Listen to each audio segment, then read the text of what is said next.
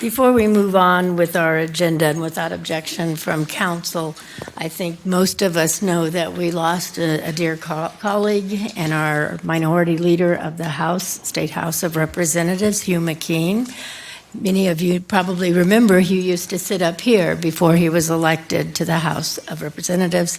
It'll be a great loss. So without objection, I'd like to ask for a moment of silence, and then I'll invite councilors to say a few words if they'd like to. So please join us in a moment of silence.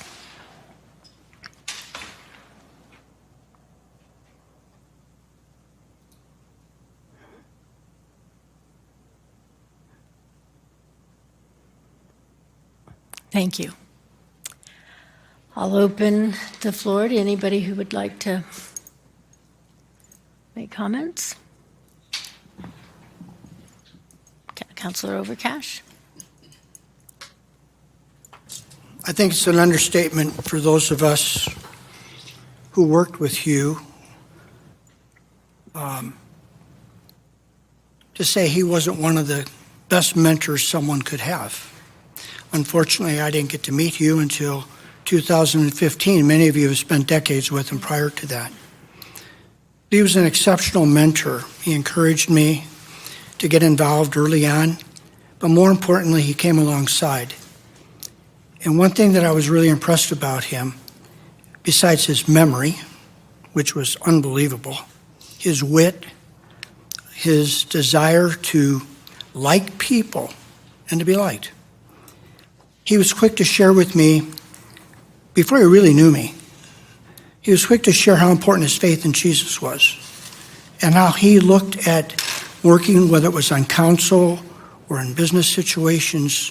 He always remembered how important that was to him and that governed him. And I was impressed and touched by that, and I saw the consistency over the years. So I think we all recognize it's going to be difficult time for those of us who know him, and some up here are very close to him, who have been around him a lot longer, but it reminds us how short life is.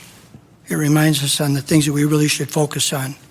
And I know he would be pleased for us to be remembering those things, because he demonstrated those as he served us each and every day. Thank you. Councilor Olson? Thank you, Mayor. I first got to know Hugh when he was running for the State House, and I would go out and help him put up signs and so forth. And over the course of that campaigning, got to know him and became friends with him. As he neared the election, it seemed like he was going to be a pretty good chance that he's going to be the winner. He approached me and asked if I would run for a seat on council, and not at all on my radar. But he was very encouraging and very pushy. And so I relented and agreed to run for council. Well, it didn't just stop there. I mean, he went out of his way to provide all kinds of help as far as trying to get me organized, do the things that were necessary. He would go out and put up signs for me, with me. And then throughout my first tour on council, he was real key in mentoring me. So I appreciate that about Hugh. And so one of the things that I think is so very important is Hugh knew his final destination. And that's important. If you're not confident on where you're going to go at the end of this life, then you need to really do some soul searching and make that come to that decision. And Hugh did. So he'll be missed by a great many. There's far more elegant comments about him, but I'm going to miss a friend. Thank you. Councilor Fogel? Well, in the spirit of which Hugh always came to these chambers in, I wear a Hawaiian shirt tonight in his honor, because shortly after 2011, when he and a small group of businessmen approached me about becoming a politician, arranged for it to happen, mentored me through the following years, and helped me in any way that you can imagine. he and I started a little contest of seeing who had the loudest Hawaiian shirts to wear during the summer when tables used to be down here. And to talk about Hugh McKean, everybody can say what a wonderful guy he was, and I absolutely agree. A wonderful father, and I absolutely saw that.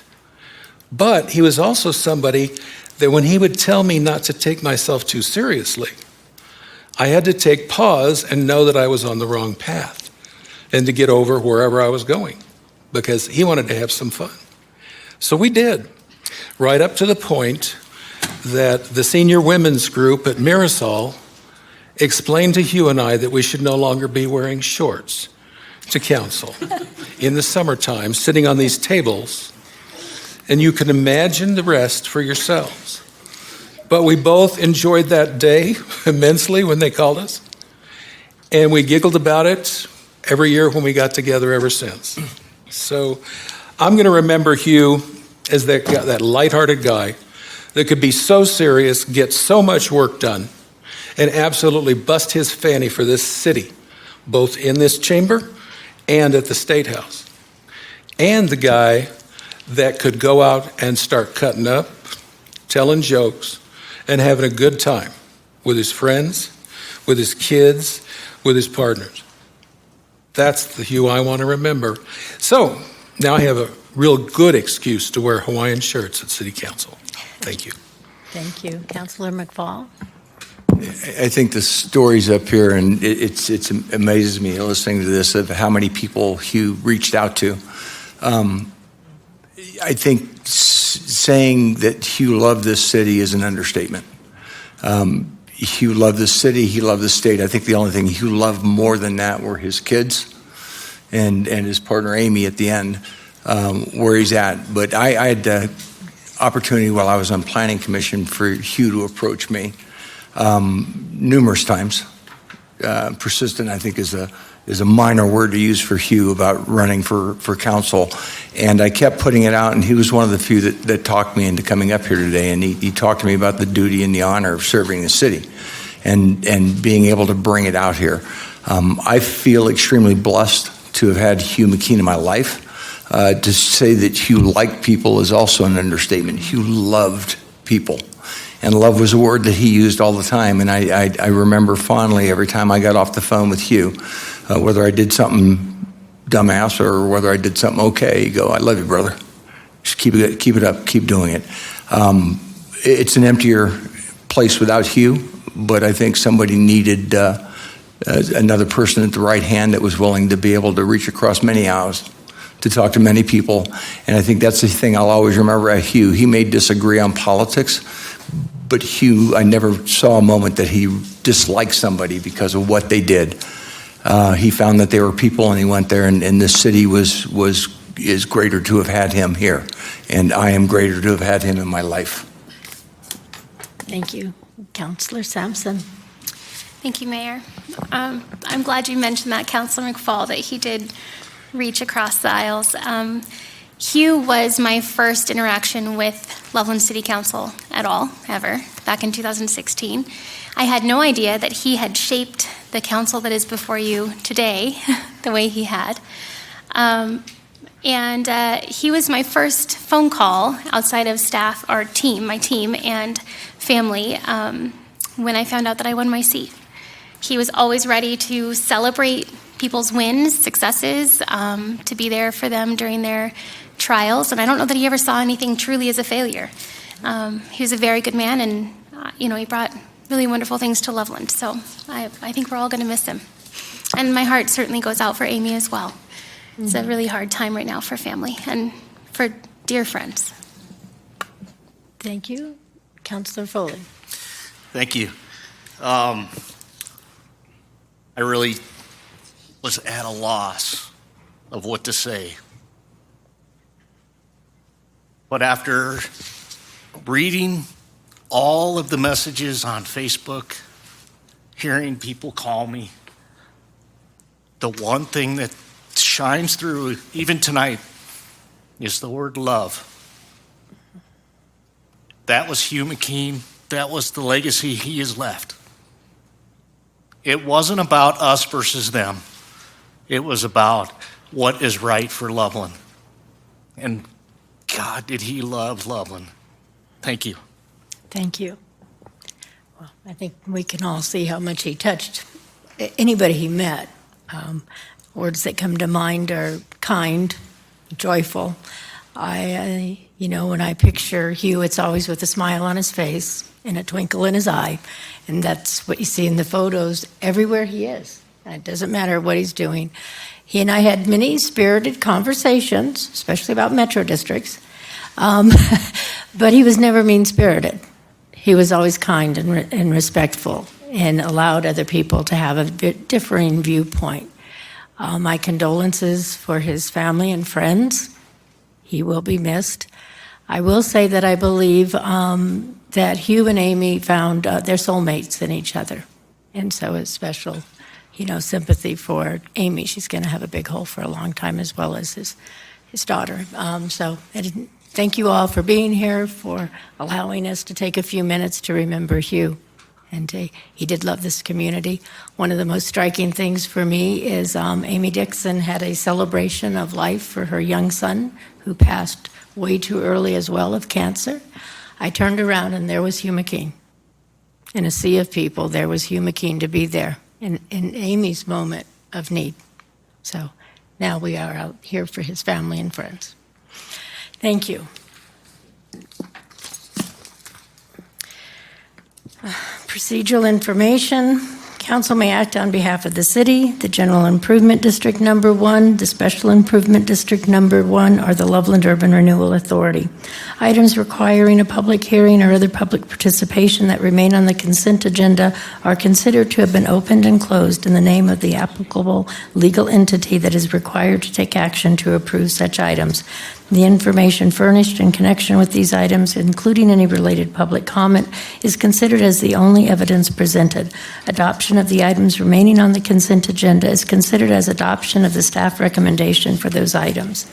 Anyone using the meeting ID and link at the front of the agenda during any portion of tonight's meeting must be viewable to City Council by using their camera feature during the caller's public comment, and must be a Larimer County resident or an individual who owns property or has a business interest in the city. The caller should choose the raise your hand feature to let the moderator know you wish to speak. Anyone making an in-person comment during any portion of tonight's meeting should come forward to a microphone. Please do not interrupt other speakers. Side conversation should be moved outside the council chambers. Comments will be limited to no more than 3 minutes. The city clerk will start the timer once an introduction is made, and a buzzer will sound when the 3 minutes have expired. We ask that you please identify yourself and your city of residence. For our first item is public comment. Anyone who wishes to speak to an item not on the regular agenda section of the agenda may address the council at this time. Any member of the public may request that an item on the consent agenda labeled as quasi-judicial be placed on the regular agenda for discussion and public comment or testimony. Public comment is intended to provide citizens with an opportunity to address council directly. Generally, council will not respond to public comment other than to seek clarification of the matter raised and defer such matter to the city manager for review and resolution. At this time, I'll open up public comment to people inside our chambers.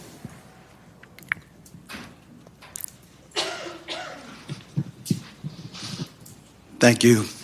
David Goldberg, Ward 1.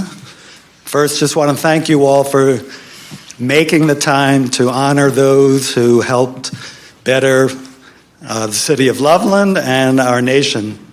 So thank you for that. I'm going to continue with my accounts of the effects of cell towers and electromagnetic radiation on people and all living things.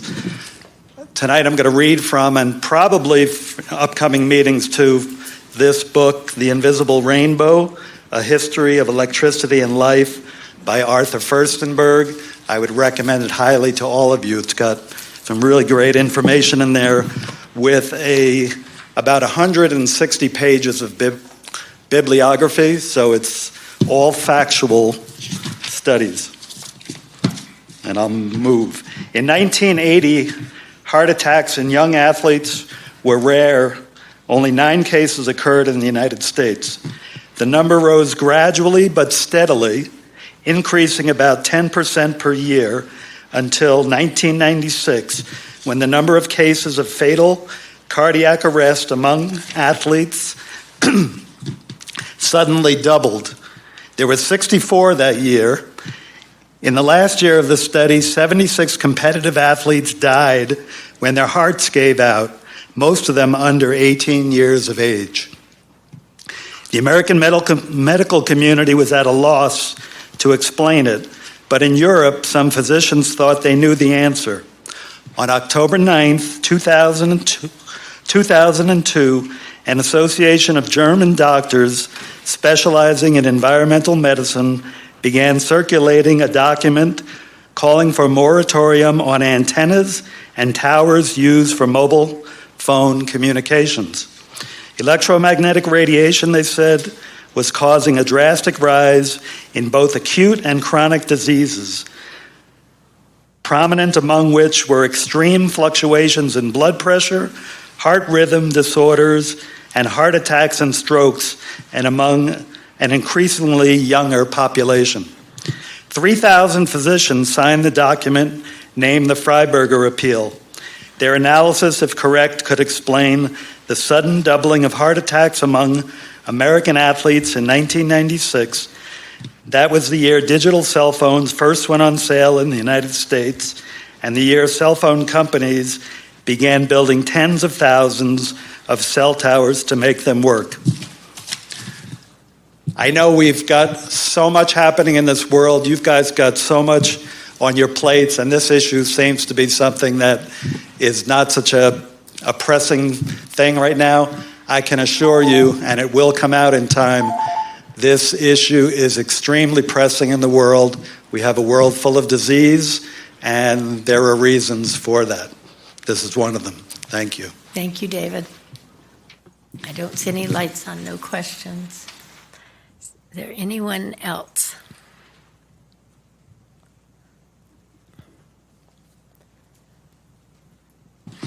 My name is Bill Mawhinney, and I'm a resident of Larimer County. And I'll preface my remarks a little bit here. I don't speak very often before the council, and with the tenor of tonight, it saddens me that I have to say what I need to say. But be assured, it's not to everyone up here and the council, and so I will unfortunately have to make my remarks. My remarks tonight will be to the council and not the city manager, Steve Adams. Adams' behavior and assault on my daughter, investigative journalist Stacy Lynn, is well documented in the Larimer County Justice Center and not in question. The evidence speaks for itself. As Stacy's father, I find it disgusting, and his elitist attitude and shameful supporters show how foolish they look to the common sense people of Loveland. Tonight, you 9 members are at a critical crossroad. Either fire Steve Adams immediately or tell the people of Loveland that what he did was okay or not wrong. Some of you already have a track record of being a part of the good old boys club, no women included. Adams, over the past 5 years, as he continued the corruption of the last city manager. Bill Cahill was fired 9-0, and then you hired Steve Adams so that he could continue covering up the corruption and the fraud that is blatant in this city government. Some of you, quote, boys, have dirt on your hands by supporting a man that is complicit in continuing that corruption. Final thought, fire Steve Adams before he can quit and thus get his undeserved pension, vacation, and salary, etc. If you allow him to suck out one more taxpayer dollar, then the people of Loveland have every reason to either fire or recall those of you that prevent his being fired, effective immediately. Thank you. Thank you. Is there a additional, did you have a question? Yeah, a quick question for Moses. Moses, this gentleman said that Bill Cahill was fired. Is that correct? Council, that is not correct. Is there any additional public comment from inside chambers?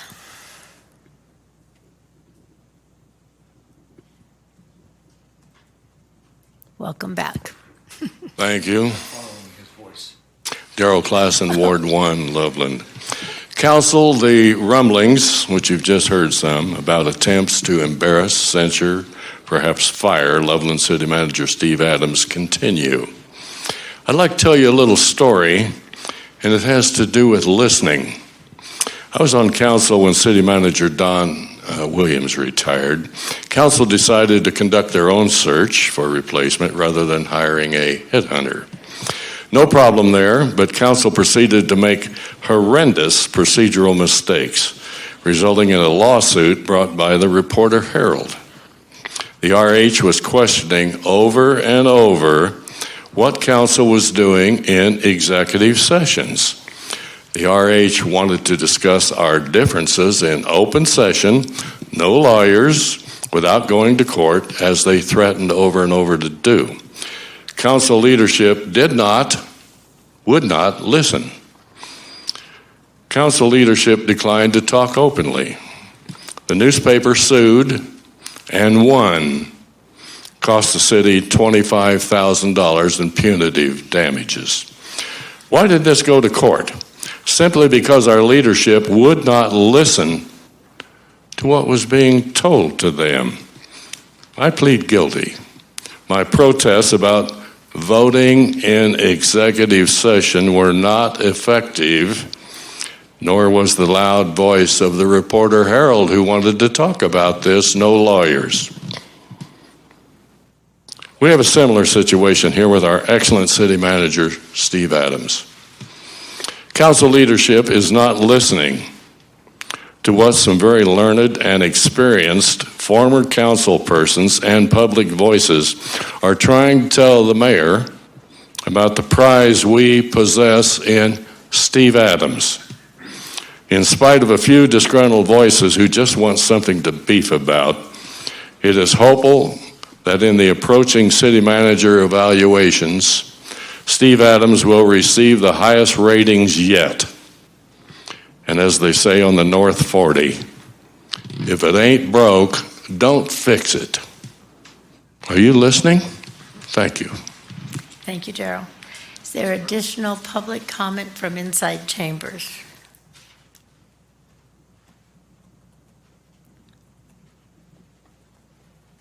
Hi, my name is Debbie DeZuris, and I'm from Ward 4. I'm going to read tonight instead of my brief request for you guys to step down, certain ones of you guys. I'm here tonight to exercise my right to stand before you and speak my truth to power. This is my right. As many others, citizens who disagree, we have been called mangy, uninformed, worthless, wastes of council's time, putrid, and more. But still, we exercise this right. In order for me to do this, I cannot, even off the clock, wear my work shirt with a visible logo. I just got off work, so I had to turn my shirt inside out. It is a standard with my company that I agree to. I cannot wear company-branded gear and appear to represent my employer as I speak about politics. Yes, I have a right to speak, but I have a standard to uphold if I want to keep my job. What is Loveland's standard? What behaviors are Loveland employees and managers held to? What behaviors might lead to termination? Do Loveland leaders lead by example? I hope not, because the examples we are shown are shameful. You don't retaliate in anger. You don't belittle and harass constituents. You don't name call. You don't harass people on social media. You don't threaten people's jobs. You don't shoulder check people as a rational adult. You do not conspire and disrespect other council members and the mayor from the dais. You do not undermine citizen volunteers and then throw them under the bus when they don't suit you. You do not put on an afro wig and call yourself a monkey. What is the standard in Loveland? What is the legacy of this council? Do better. Thank you. Thank you. Is there additional public comment from inside chambers?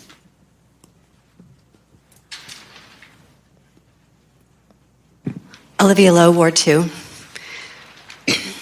We can sit here all night and talk about the history of our city manager. We can sit here all night and talk about the grades he got in junior high, high school.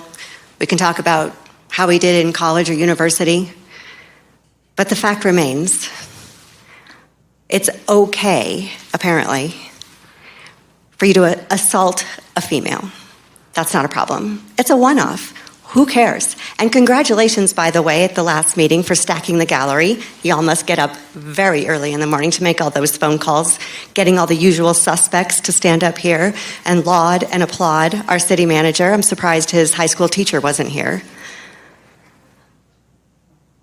It is horrendous to me that you would just blow this off. It is okay to assault a female. That's what you're saying. It is 100% okay. Not a big deal. Let's look at his other track record. What else is okay? If someone was in here one day and assaulted a child, but other than that, they had a great track record and they worked for the city, would that be okay? Is that all right? It's just one kid. Who cares? It's just one female. Who cares? Nobody cares. Move on. Move on. Steve Adams was appointed city manager in an executive session. I think it was an executive session. While two other people sat outside that office waiting for their turn to be interviewed for that position. They did not get interviewed for that position. What was decided was, you know what? He's already here. He's already been doing it. Just leave him. Leave him in place. Those other people didn't get interviewed. They didn't get vetted. Nobody got vetted. Just leave him there. It's fine. It's fine. So, well done blowing off abuse. Good job. Thanks. Thank you. Is there additional public comment? Good evening, Mayor. Rob Malloy. I think I'm still in Ward 1. I'm up here to speak, obviously, to the situation that's occurred. I feel like I'm becoming a negative Nick on things that occur. It seems like the only time I'm up here, and I hate doing that. But I need to speak because I sat up there on council. I have an understanding of what went on. So on the way over, I wrote a little bit that I want to read. So I'm here tonight because somehow I missed out speaking about our city manager when former councilors were here last week during public comment. I must have missed a call, accidentally erased the text message or something, but I didn't come. They spoke mainly good things of our city manager, and I have no personal vendetta against Steve. I enjoyed working with him while I was on city council. They spoke of the many good things our city manager has done over the many years of service. But I'm here to remind you of why they felt the need to speak to support our manager. It's because of the recent incident he was involved in, and when I say incident, of course I'm speaking of the charges by our district attorney of harassment and assault. That occurred during city time in a public place against a citizen. Former Councilor Clark made up a song when he was here. How he dreams of a beautiful Loveland. I want to say that I'm not dreaming of a beautiful Loveland, I'm living it. It is a beautiful Loveland, and I want it to remain that way. Since when is it okay for a hired city employee at the very highest level? When is it okay to harass and assault a citizen, especially on city time? Did we not just go through this with the Garner incident? We are becoming or have become known as a city whose government allows these occurrences without any recourse, without any accountability. Accountability is our first value listed under our strategic plan, one we just put together. along with excellent service and with courtesy and kindness. Those are under our values. When you do the city manager's evaluation, I want to ask you to ask yourselves, are you making a decision that's best for our city? And I want to speak about Councilor Foley and what his statement was. I was in attendance at that council meeting when he specifically said the reason he ran for council was because of the Garner incident. You've been on council for a year now.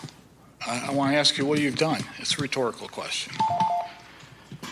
And basically, I just want to point out that there are very important decisions to be made next week. I'm not saying you should fire him or suspend him. That's your choice. That's up to you guys, but we are watching. And as a council member, I'm watching very specifically. I mean, a lot more to say, but obviously I don't have time to say. We ran out of time. Thank you, and welcome back. Is there additional public comment?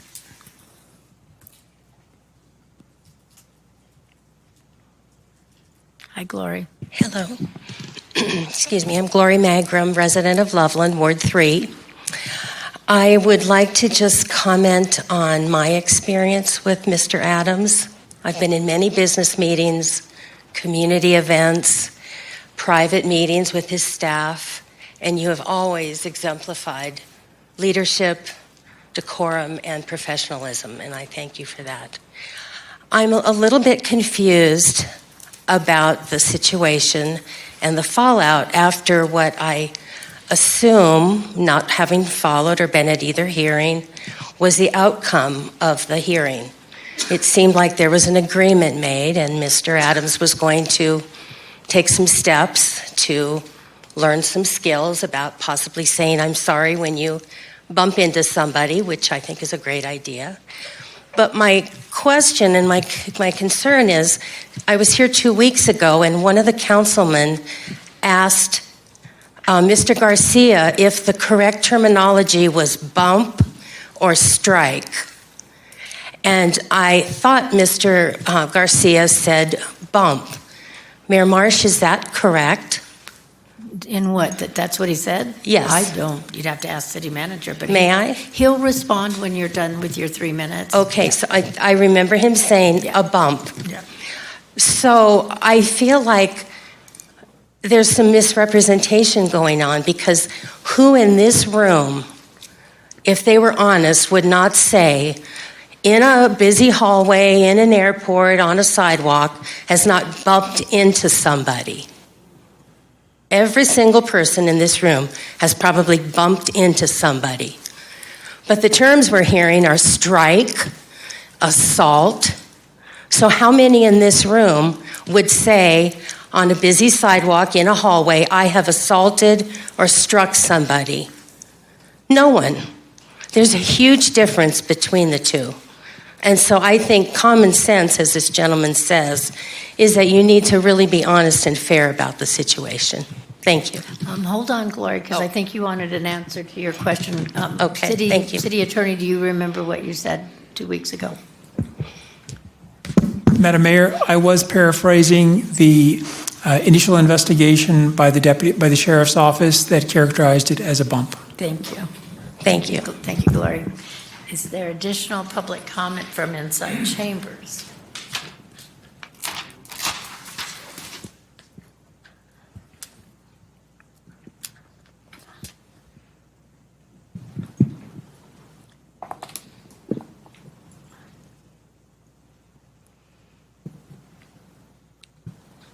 Stacy Lynn, investigative journalist, Larimer County.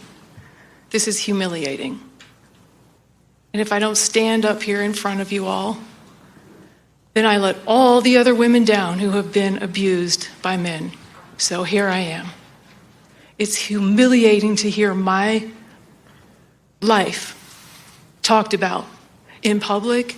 The social media comments about Steve Adams is off the charts. I can't even keep up. I quit reading it. It's too much trauma. Too much. So, the facts in this case are Steve Adams was criminally charged for harassment. The language in the legal statute for harassment includes the intent to strike or harm another person. I didn't charge him with that crime. The district attorney charged him with that crime, not for bumping into me in a crowded hallway, but for intentionally hitting me. The district attorney charged Steve Adams with the crime after the Larimer County Sheriff's Office investigated the crime. I have no power to force the DA or the Sheriff's Office to do anything. They looked at the evidence, including overhead security cameras, my video footage, other video footage, because, by the way, Steve Adams knew he was being filmed when he intentionally struck me. So there's plenty of video footage that right now is not released because there is a legal process going called a civil lawsuit against Steve Adams. I am standing here tonight for every single woman who has ever been abused by a man. For every woman who has been humiliated and shamed for standing up and saying, he hit me, he did it on purpose, and this is not okay. And for the men on that council and for the women last week to stand up and say it is okay for a man to hit a woman because he lost his temper is beyond my comprehension.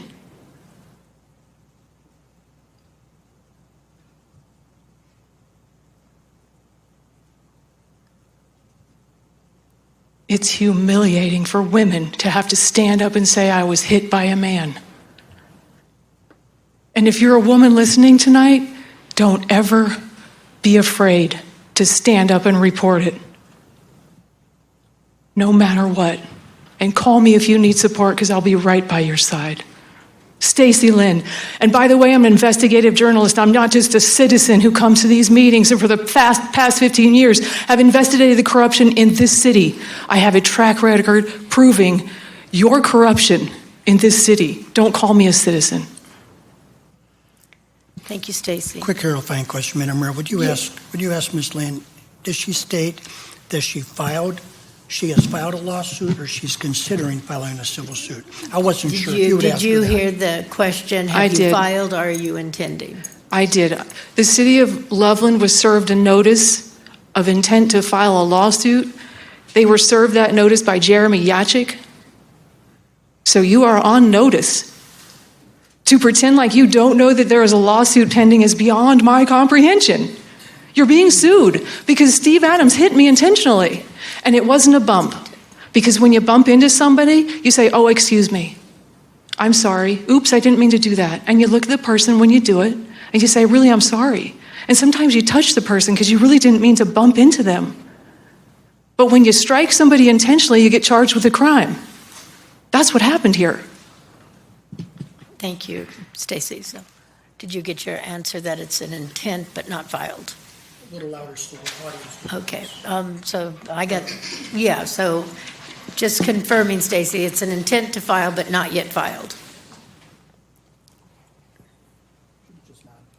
No. I appreciate the follow-up question. In the state of Colorado, when you sue a government organization, you are required by law, and don't ask Moses because he won't tell you the truth, you are required by law to notify the governing body that you're suing somebody who works for you. So I fulfilled that requirement by law to tell you you're being sued. Now we wait 90 days. And in 90 days, the lawsuit will be filed, which is being written right now. So the notice of intent is a legal document. You've been officially served. You're being sued. Okay. End of story. Thank you. Appreciate the clarification. Is there yep, you're welcome. Is there additional public comment from inside chambers?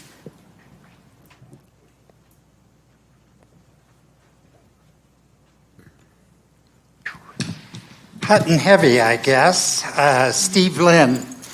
I guess my first question is, Steve, no one ever told you not to hit women or strike women or bump into women?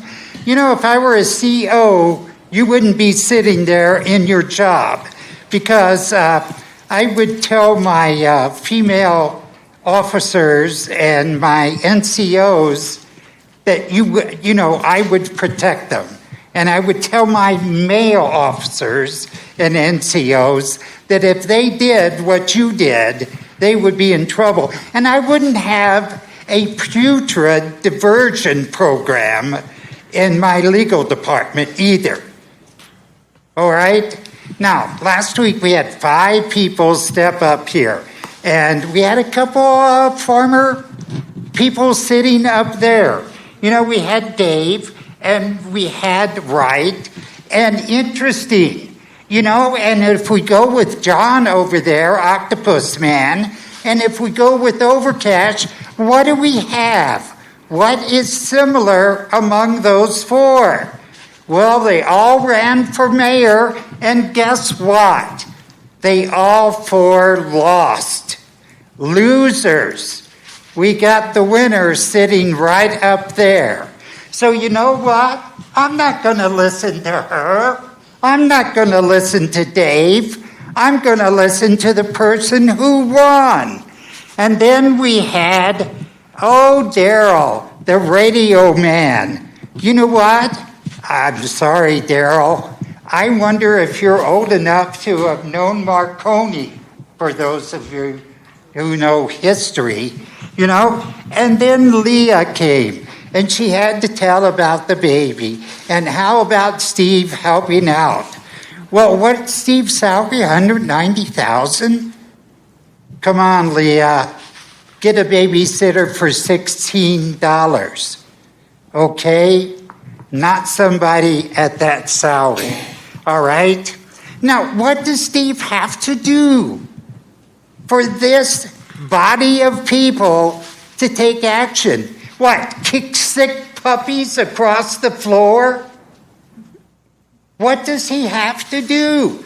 What? The Humane Society will take advantage of that? They will do something? Oh, wait. We don't have a contract with the Humane Society, do we? Because Steve Olson believes that he is contracting with McDonnell Douglas with a multi-million-dollar contract. Come on, people. Everybody around here has a contract with them. Get with it. The man has to go. You know that. Not a raise. Come on. Listen to what Stacy has said. Come on. Do it. Thank you, Steve. Is there additional public comment from inside chambers?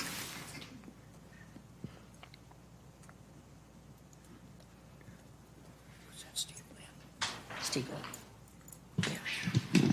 Good evening. Michael Vogt, Larimer County. As a reminder to council, I was standing right next to Stacy when Steve Adams walked past me so close he could have taken my nose off trying to get to her. And yes, it was deliberate. He shoulder checked her. It was no accidental bump, as Moses would have you believe.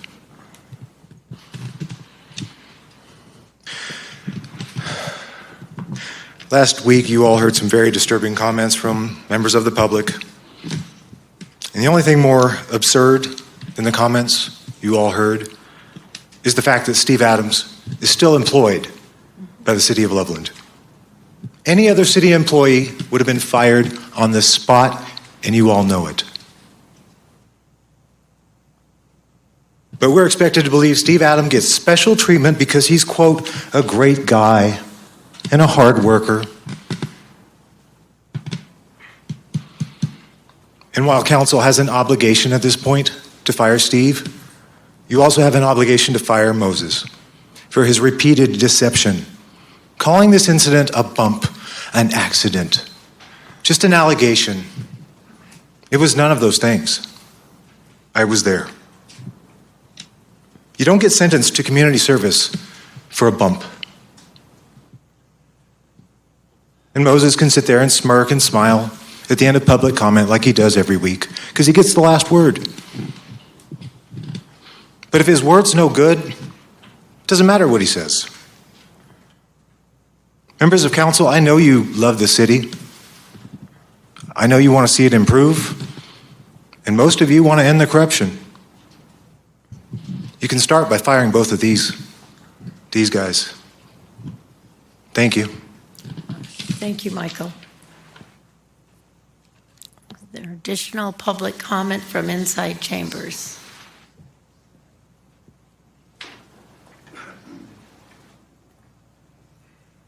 Yeah, Don Pearson, Ward 2. I just want to speak in behalf of the mangy coyotes and the sewer rats and the schmoes and all the people who speak their minds and have the right to speak their minds.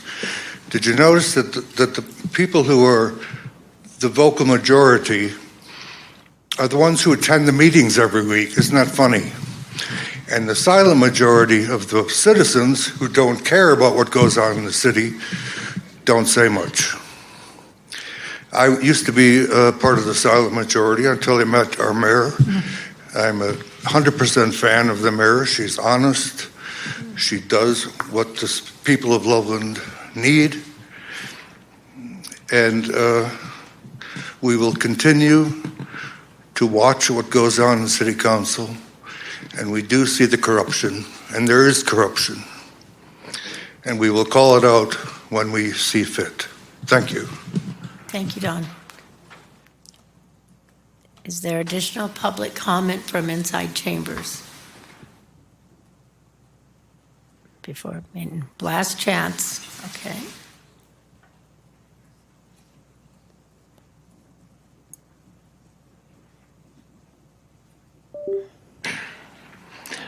Good evening, Bill Jensen, Loveland. My question tonight is, if Steve Adams is an employee of the city, is he subject to the administrative regulations that all city employees are under? I'm not sure if he's the administrative, if he's in charge. I'm not really sure if he's also an employee. So there are items in the administrative regulations that find his conduct at the Justice Center to be threatening. You can find this in the administrative regulations.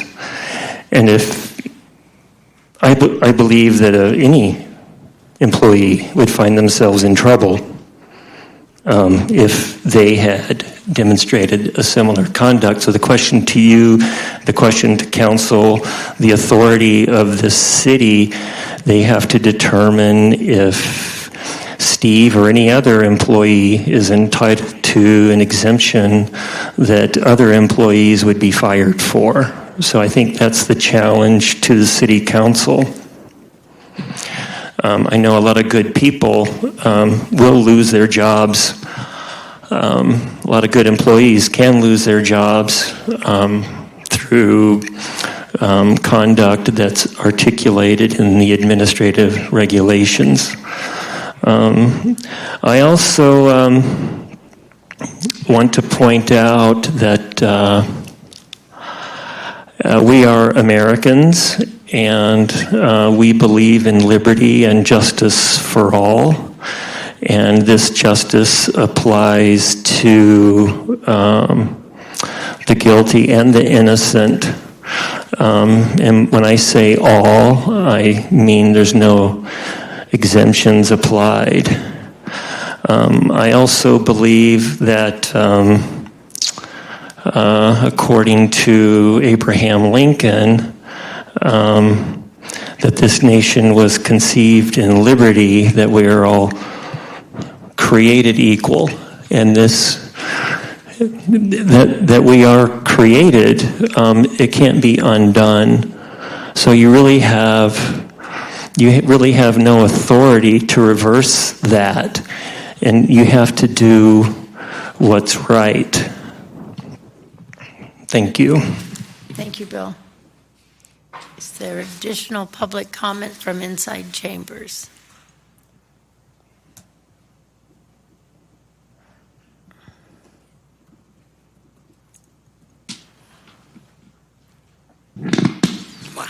Good evening, Council. Casey Mullins, Ward 2.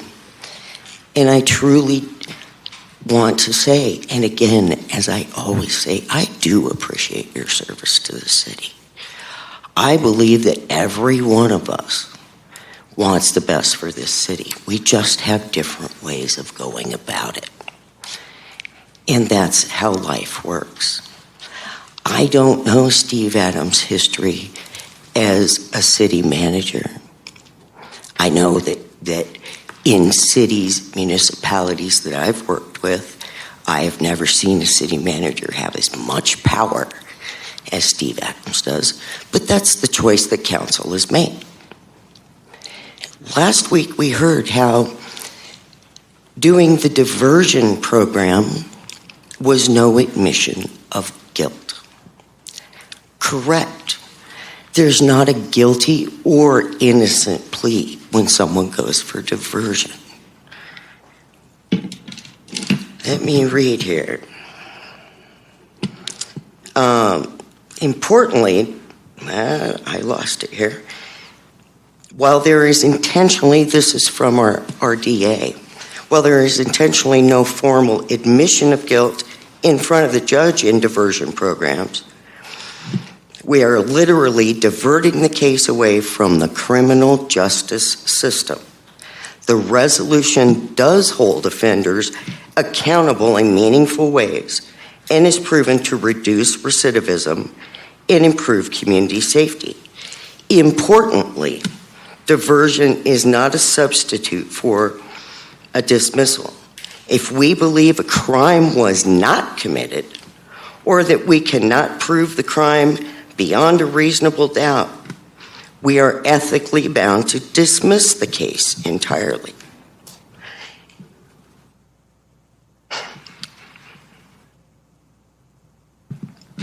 It's not a guilty plea, technically. But there is accountability that has to be taken in order to go into this diversion program. Excuse me, sir? There's accountability for actions. As I said last week, we can do better, all of us. That includes myself. That includes every citizen of Loveland. Perhaps, yes, you get a lot of words from the people that pay attention, and you get comments from people that are uninformed of the situation that come up here and go off. We can do better. Let's do better. Conduct unbecoming. Thank you, Casey. Is there additional public comment from inside chambers? All right, not seeing anybody. Lindsay, do we have phone-in public comment? Thank you, Mayor Marsh. Users, if you would like to speak during public comment, please choose the raise your hand feature. Per council's policies, you must have your video on during public comment. As the moderator calls the user's name, please accept the pop-up request on your screen to become a panelist. The meeting will automatically rejoin you as a panelist, and you may turn on your video, then begin your public comment. You must be ready to accept the pop-up window from the moderator when called on. User with the name Jessica Schneider, please accept this request to become a panelist.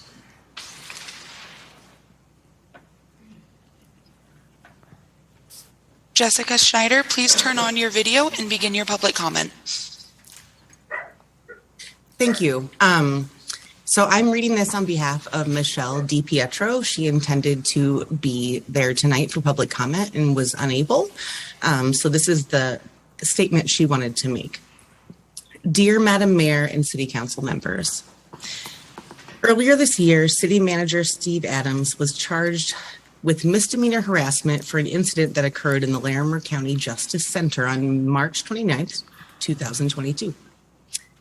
The city's administration regulation number 12, which you are all slated to discuss this evening, provides that a city employee charged with the same crime as Adams could be terminated, pardon me, irrespective of whether they are eventually convicted of such crime or if the charge against them is subsequently dropped. While employed by the City of Loveland, this is Michelle DiPietro, by the way. While employed by the City of Loveland, I worked in the City Attorney's Office, which shares a suite with the City Manager's office on the 3rd floor of that building. I have overheard City Manager Adams jest, or perhaps boast, that because he has the power to enact personal rules and regulations, he therefore gets to break them.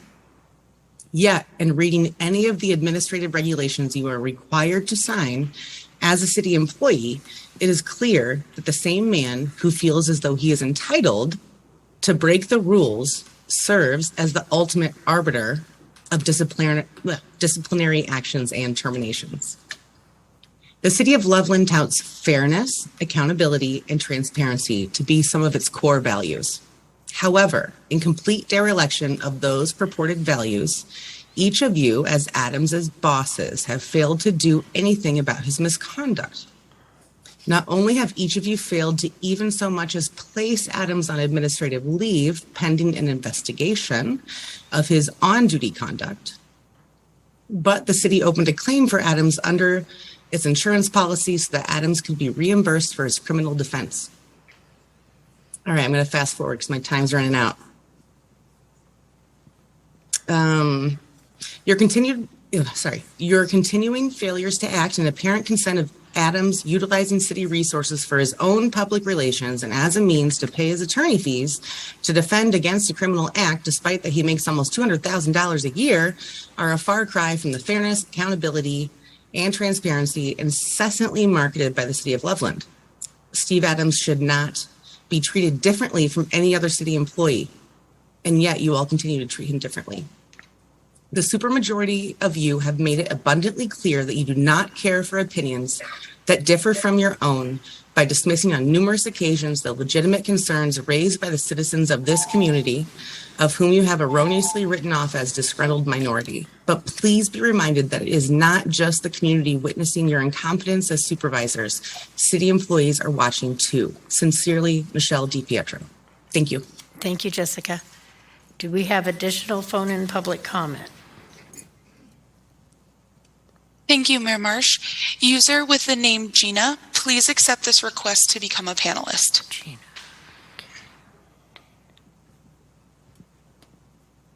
Gina, please turn on your video and begin public comment.